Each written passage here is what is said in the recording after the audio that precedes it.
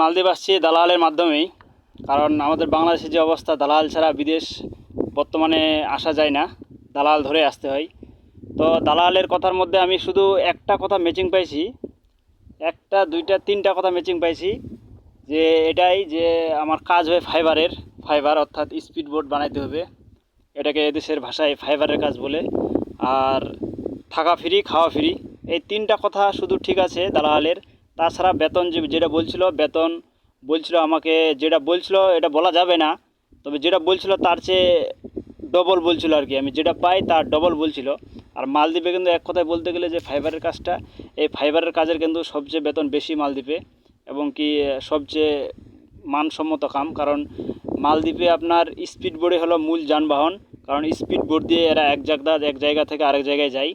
তো দেখেন আমরা এই স্পিড বোটের কাজ করি, এটা এক কথায় ফাইবারের কাজ বলে।